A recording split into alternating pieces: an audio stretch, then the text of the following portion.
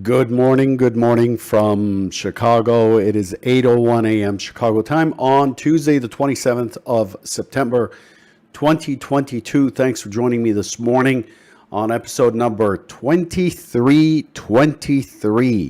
2323, I like it.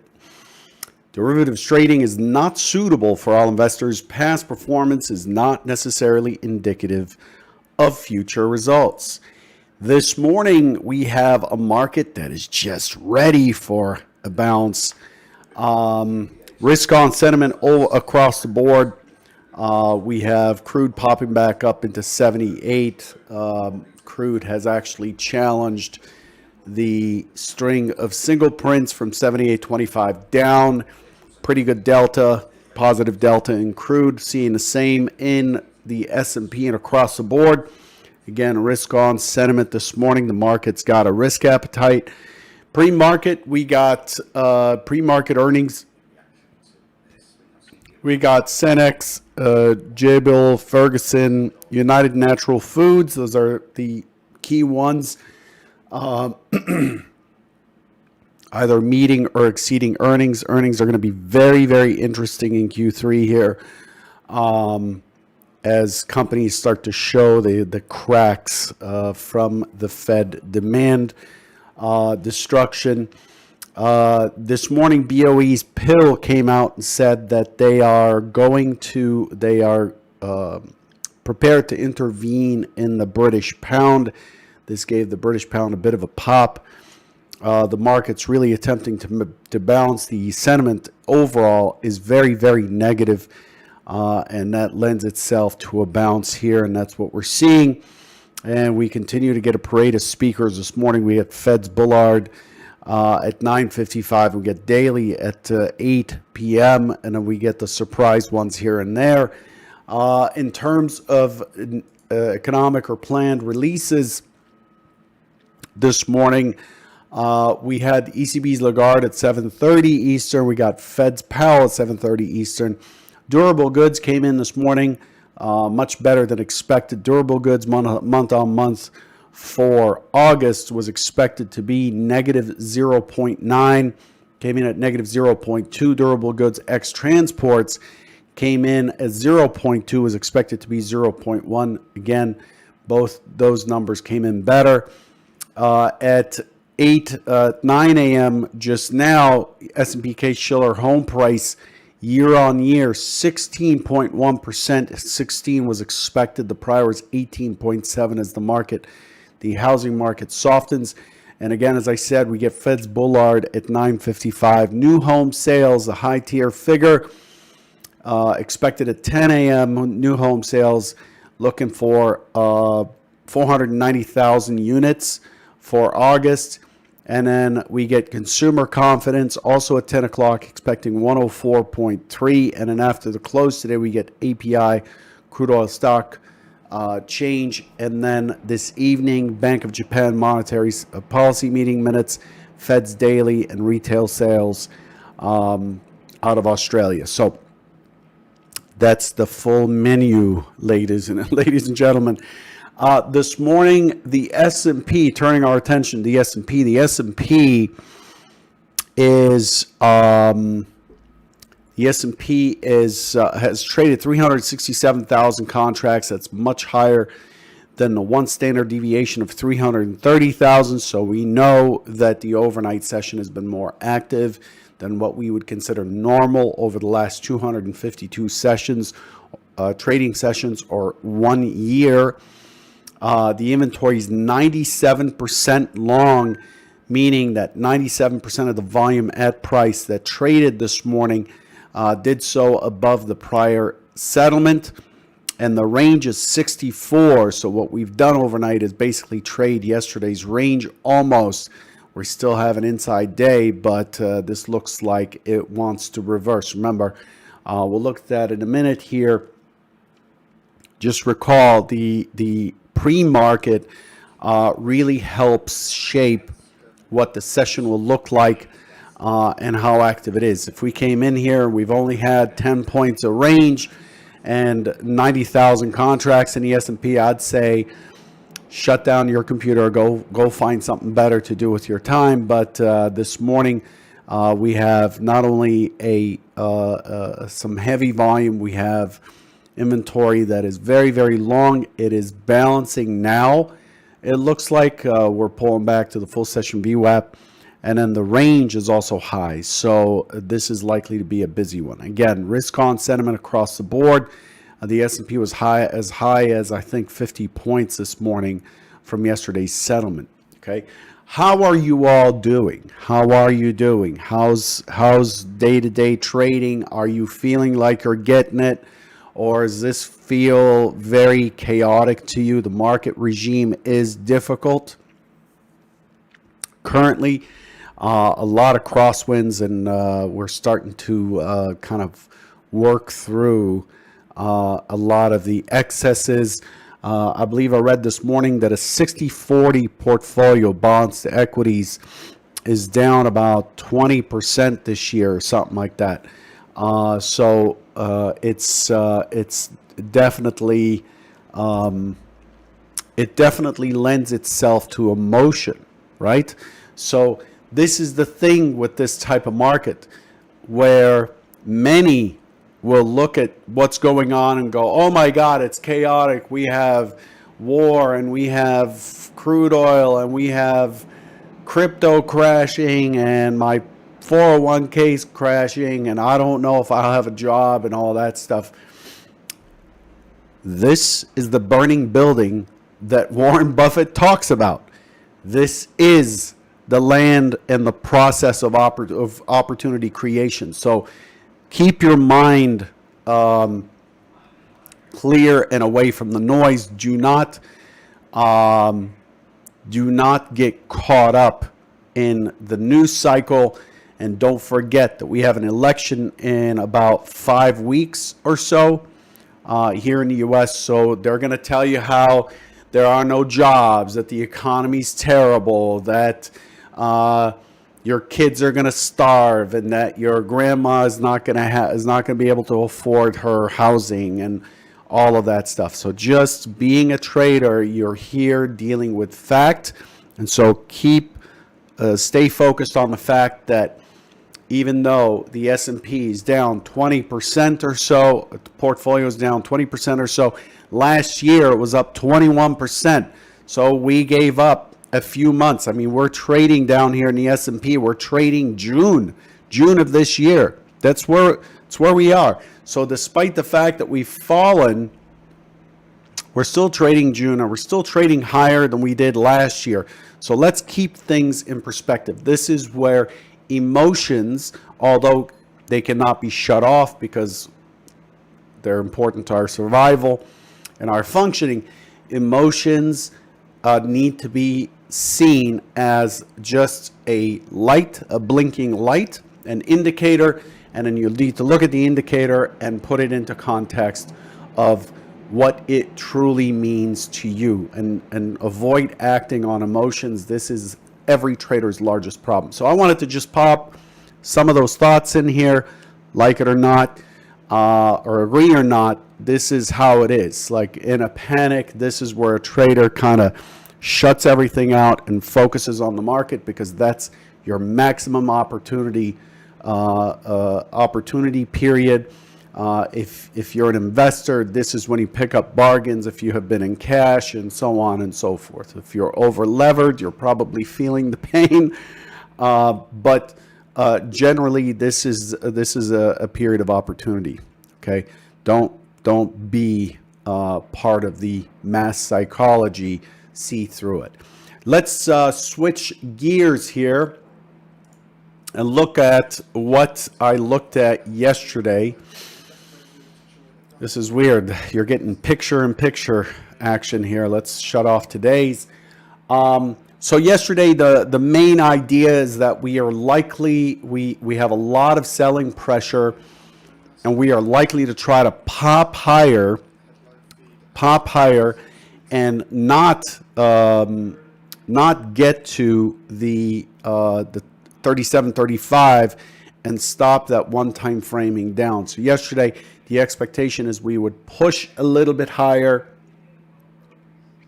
and then fall off and retest that 60. That's the primary scenario. Okay, so push up early, choppy morning, push up early, sell off, test the 60, and then bounce on the close. This is what we're looking for. Secondary, if it's really having a hard time pushing lower, then we expect the 35 to be vulnerable, the 35 being the prior day's high or the one-time framing down limit. We expect that to be vulnerable, and if so, then we are likely to push into 50, which we have not done. Here's what actually happened yesterday. So yesterday we open up. So remember, the orange profile is the overnight session. The blue profile is RTH. And what we did is we opened up and we chopped our way up into 30. So we ended up taking out the overnight high. Looked very bullish, looked like the 35 was vulnerable. And then we saw our first weakness here. We did respect the full RTH VWAP on the way up and RTH mid. This is our first aggression against the buyers, and then the bounce was relatively weak. We formed a nice low volume node up here, and then now we're breaking down. So now we're really looking for opportunities to sell short and to target that 60 down below, the 60 down here, and it managed to do it. But it managed to do it by only a few points yesterday. It couldn't really drive that 60 lower. We went to 57.50, and then we had a two-way battle. We watched this. I commented on this live in the Convergent Trading Mavens channel. That there was just a big battle down here. There was a big fight. You could see there's quite a bit of volume on the profile, the blue profile behind it. And then we retest to form a very, very, very well-structured zipper down here from which we launch off. This looks like a base for now. This area between 3670 and 3660 looks like a base to me and a decent launching point. And then this morning, the overnight session took off from there. So we did get the bounce on the close yesterday. We ended up falling. This was a very interesting. There was an iceberg right here. Yes, 3690. There was an iceberg that kept offered. Then we bust through and we have a spike. We have this spike. It was a stop run. And as soon as that buying was exhausted, as soon as the stops were filled, it reversed in the last minute and finished right back down in the 3670 area to settle at 3670.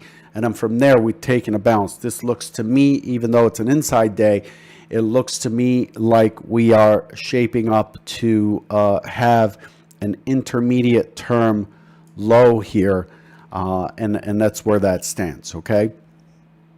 So another view of this action. I don't know if you guys see these, if YouTube compresses videos a lot. But you can see, if you see these dots, very important. I can turn them up. Hang on. Problem with turning them up is it re-downloads them and it disappears. So I shouldn't have done that. But we had blue dots lifting on the way up. It stalled out. Then we had selling dots on the way down and into the close. This is normal. The close has a lot of high volume, a lot of systems trade on the close or rebalance risk overnight. Yesterday was a great day to watch rotations, commented on that as well.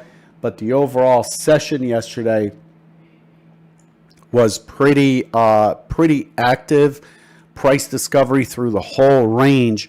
And we saw the market really making an effort to push lower, push higher than push lower. and then it really couldn't get off the low, and it's doing a good job of doing that this morning. So it had to wait till today to start really pushing to the buy side. Look, the point of control is way up here. We have separation between the VWAP and the full session mid for this morning. It's likely to be a pretty volatile morning this morning. There's likely to be some pretty decent sized swings this morning, so watch your risk. The delta overall, if you look at what's been happening, is yet again we're opening with a delta on the positive side. We did so yesterday as well. Again, if the delta is positive in all three I group deltas into three groups. If all three deltas are on the positive side, the market really has a hard time pushing lower. This is just a long-term observation. That's the case. Usually what you have is the small lots are in control. How do I know they're in control? It's when the small lots and the cumulative delta are mimicking each other. So the cumulative is the total of all three. And then what you'd have is the small lots moving with cumulative or controlling the cumulative. And then you have large lots on the opposite side of the spectrum. So days that look like that, it'll have to reload the data here. There are days that look like that quite often, but on days when you have the market, all three participants on the negative side or on the positive side, it's really difficult for the market to take a spike up. And today is such a day. Okay, so today we're coming in here, and we've had 15,000 plus 15,000 delta. We've come off a little bit with this pullback that we just had, but overall we're still on the positive side. There's some pretty decent lifting. The question is, what are we lifting against? Are we lifting against some heavy offers that are refilling and refilling and refilling? Or are we actually clearing each offer and price is moving with the delta? And in this case, in today's case, you can see that price is moving with delta. So this is clearing limits, sell limits, and so this is relatively bullish. This is how I'm reading it. Looking at the TPO chart or the market profile chart, we've got a lot to work through above. The most important area to come back to is right in here, the immediate most important area, and that's the good old 05, right? This is the 05 to 50. So this is 39.05 to 38.50. This is the big magnet in the area. This is the last key balance in the area. If you look at yesterday versus the prior day, there's the 35. We had a lower high, so one time framing continues lower, but we had a lower low, and the lower low wasn't that low. Didn't really push by much, and we're currently trading up here. So you can see that there's likely to be a reversal today back to this island day here through the gap, and I'm expecting us to push through the gap into the 37.50 this morning. And if the 37.50 can't hold, then it's 37.80. 37.80 is probably where we're likely to head back. So we have some balance here, but the key first balance is right down here. Okay, and that's that 38.50 to 39.05. So if we take out the 38.50 over the next few days, then we are back in equilibrium here from the beginning of the month, and 39.05 becomes the next key station for us to test. Do you follow the logic here?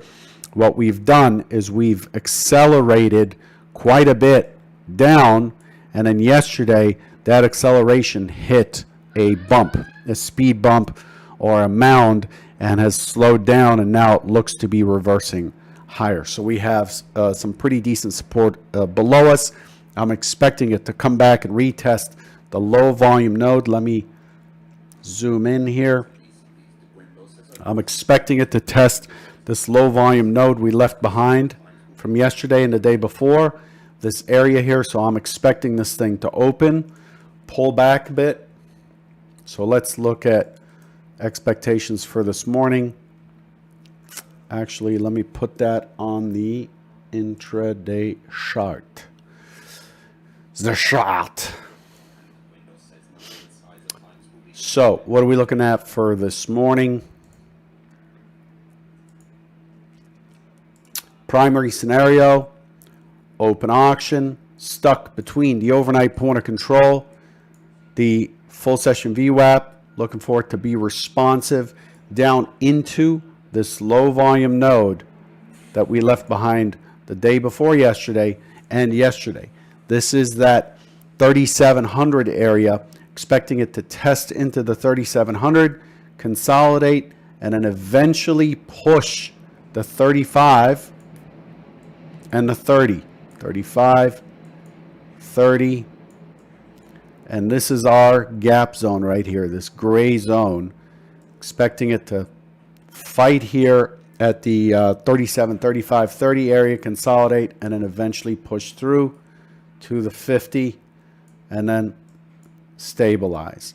So this will be the reversal day. This is likely to take out, finish the one-time framing down, take that out, and then start to squeeze higher. There's a lot of fuel for it to pop higher currently, despite all the bad news.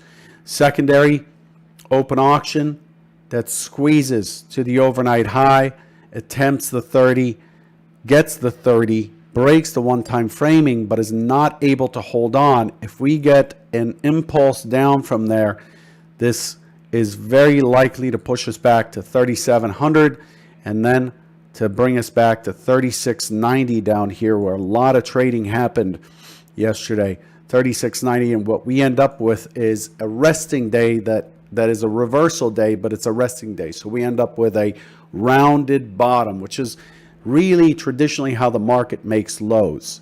Okay, it's really important, by the way, to watch the treasury market. I mean, it's really, when you look at the 10-year Bund spread, the gilt 10-year spread, when you look at the 2-year, 10-year spread, I mean, for those who've never thought about interest rates and yield curves and Eurodollar yield curves, like, this is an environment where it's probably wise to follow one or two macro people. My favorite currently are Macro Alf and Andreas.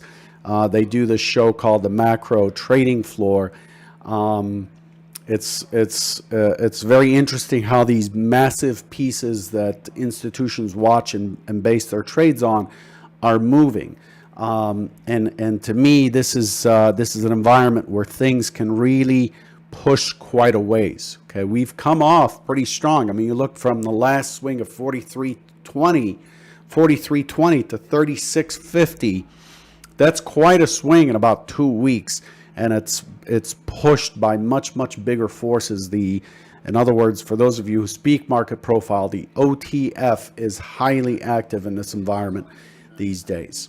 Okay, one quick announcement is to remind you that there's a show tomorrow. I'm going to be on a show tomorrow with Tom Canfield, Canny, on Twitter, and Fami on a futures radio show. We're going to talk about trading and high volatility, which is exactly where we are currently, and we're giving away this MSI Katana laptop, high-powered gaming laptop, worth over $1,200, something like that. So between Tom and Joe and Anthony and I, we're going to be discussing trading in this kind of environment. Hopefully they'll share. I'll be sharing how I look at these setups and hopefully they'll share the same and have some important advice to you. To enter the giveaway, you need to go to edgeclear.com/deli, edgeclear.com/deli, and we'll cut off the giveaway entries at 11 a.m. Eastern tomorrow. and the show starts at 12 p.m. Eastern tomorrow, except Hurricane Ian is threatening Crudeli's safety. So he may lose internet. The show may get postponed with Hurricane Ian pushing towards Florida and is causing weather concerns. We'll announce it if we have to push it back, but for now, everything is on. Good luck, and I'll catch you tomorrow morning. Take care.